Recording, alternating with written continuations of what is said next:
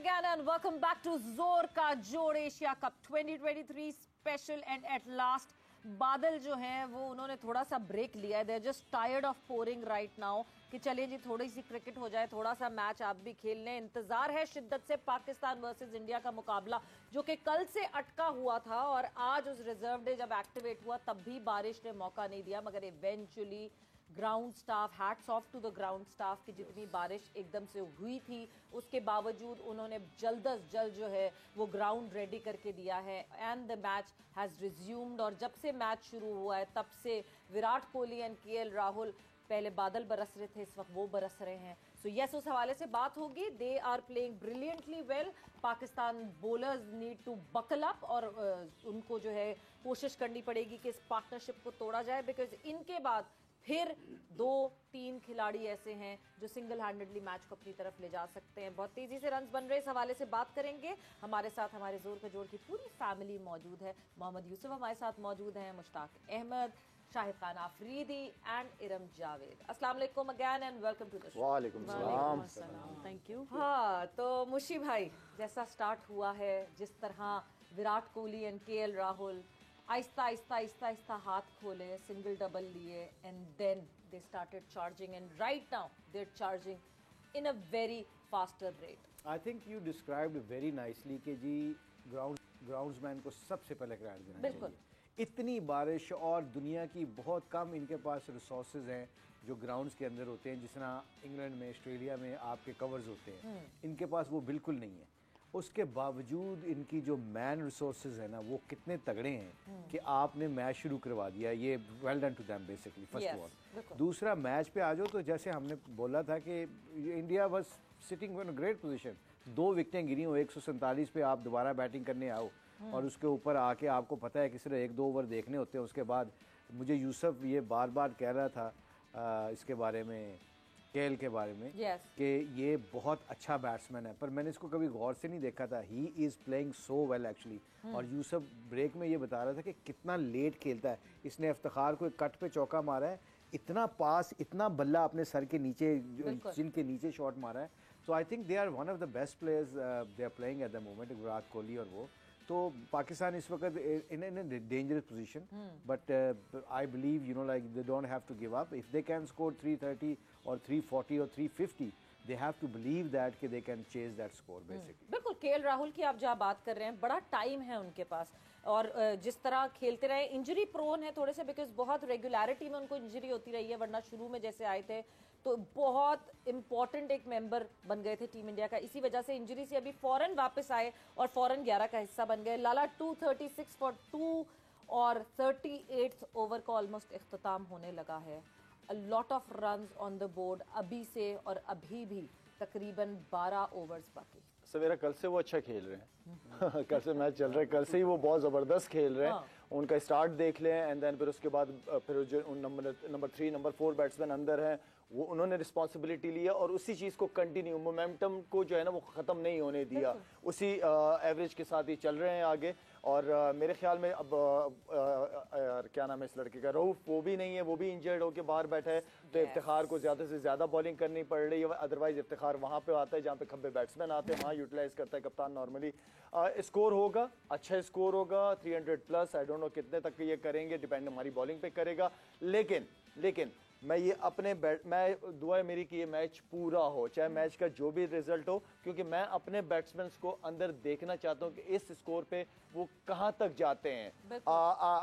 अगर खुदा न खास्ता नहीं भी जीतते तो कहां जाके वो खत्म करते हैं रन्स को. वो बहुत इंपॉर्टेंट चीज है. आगे वर्ल्ड कप है, इन्होंने अपने आप को, अपनी स्ट्रेंथ को ही देखना है. ठीक है, बॉलर्स जितवाते हैं लेकिन मैचेस बैट्समैन जितवाते हैं. तो अब मैं चाहूंगा कि मैच पूरा हो, अल्लाह करे, और हमारे बैट्समैन जाके अपने आप को दिखाएं कि वर्ल्ड नंबर 1, नंबर 2 या नंबर 5 क्यों है. बिल्कुल जी. चैलेंज की जब बात करते हैं और जहाँ ये बात करते हैं कि पूरी तरह आप बिल्कुल उस ड्रिल से गुजरे कि जब आप फिर बड़े एक इवेंट पे जाए तो वहां पे आपको ये मसले ना हो. क्योंकि अफगानिस्तान के खिलाफ जब पाकिस्तान ने ओडी, अफगानिस्तान की गलती की वजह से बहुत दफा ऐसा हुआ कि फिनिशिंग टचेस अफगानिस्तान नहीं दे सकी और पाकिस्तान वो मैच जीत गया. वरना वहां पे भी जहां जहां चैलेंज और टफ कंडीशंस आई थी, पाकिस्तान ने वहां पे उस तरह पुटअप नहीं किया था मुकाबला. नेपाल के अगेंस्ट ऑब्वियसली नेपाल के एक्सपीरियंस, बांग्लादेश के अगेंस्ट भी हैंडल देम आर वे.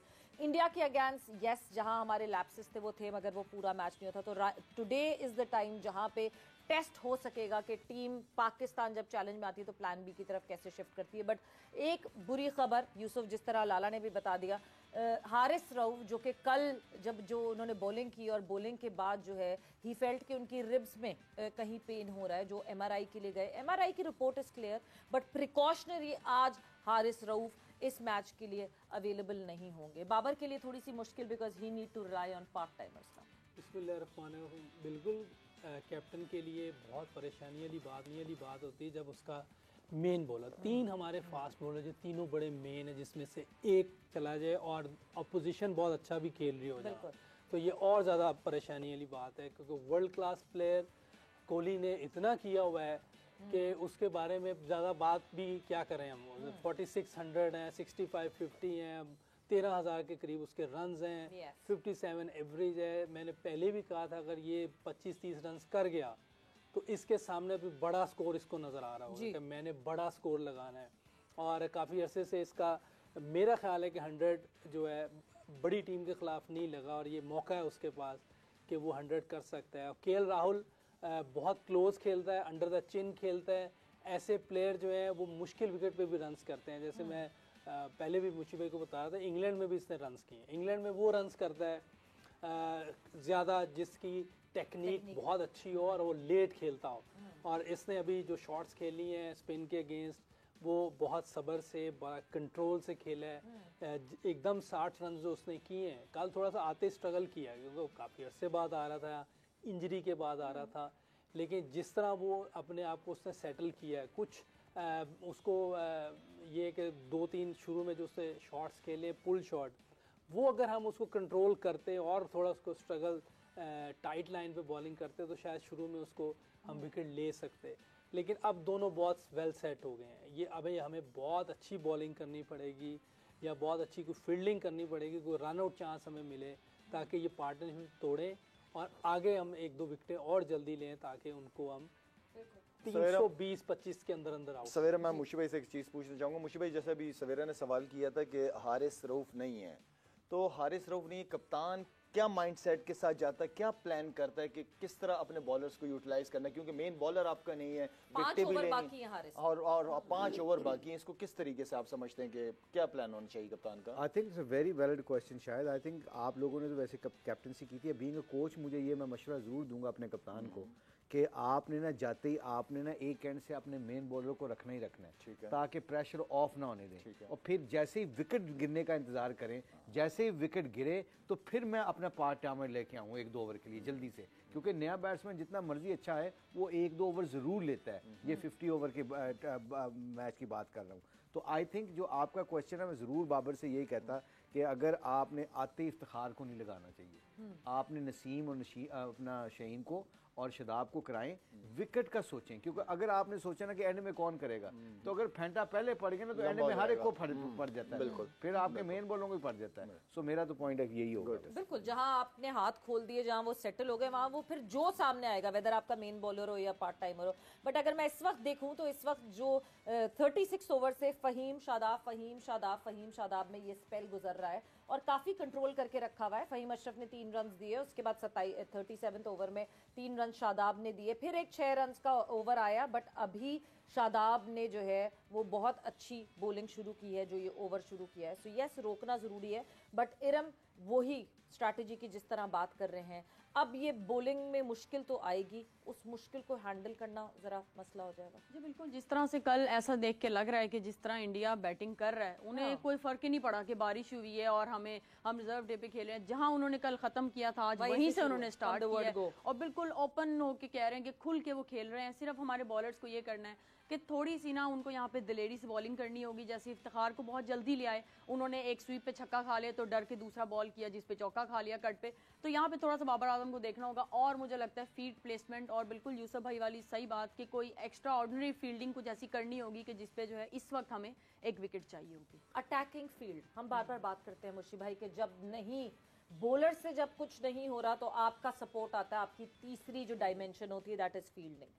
आप बॉलर्स को सपोर्ट देते हैं उस फील्डिंग से और वो अटैकिंग फील्ड, वो फील्ड चढ़ाते हैं जिससे आप बैटर्स को भी थोड़ा सा ज़रा अंडर प्रेशर लाने की कोशिश करते हैं और अपने बॉलर को सपोर्ट देते हैं। हमें अटैकिंग फील्ड मतलब अरसा हो गया देखे हुए, मुझे दिख ही नहीं कि पाकिस्तान में अटैकिंग फील्ड का कॉन्सेप्ट है ही नहीं क्या टीम में, किया ही नहीं जाता अटैकिंग फील्ड। अच्छा, ये वसीम भाई और वकार के होते हुए ना, जो मैं तो उनका एक्सपीरियंस बता रहा हूँ, बाकी तो ये लड़के भी आई एम श्योर करते होंगे, ये ना इनको पता था कि अटैक कब करना है, विकेट लेने कब जाना है और कंटेन कब करना है।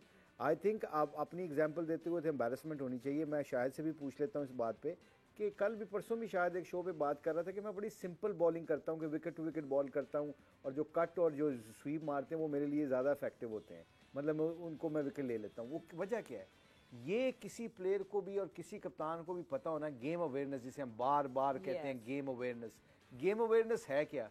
जब विराट कोहली खेल रहे आते ही, ऐसा आपको पता है, one of the top class batsman in the world, वो 15-20 रन करते ही सिंगलों से है, तब आपने अटैक करना है। और जब वो उसके ऊपर आपने जब अटैक कर दिया और वो निकल गया, अब उसे फील्डरों से भी खेलना है। अब ये नहीं कि गिव अप कर देना आपने। अब स्वीप मारता नहीं है विराट कोहली, बिल्कुल नहीं मारनी आती उसको स्वीप, ना पुठी स्वीप मारता है ना सीधी स्वीप मारता है। आप 45 निकाल लें उधर से, स्वीप वाले फील्डर को ऊपर डालें और मिड विकेट और एक्स्ट्रा कवर पीछे ले जाए और उसको कहो भाई मारो इसके स्वीप शॉट, क्योंकि आपने फिर उस तरीके से इसकी बाउंड्रीज रोकनी है।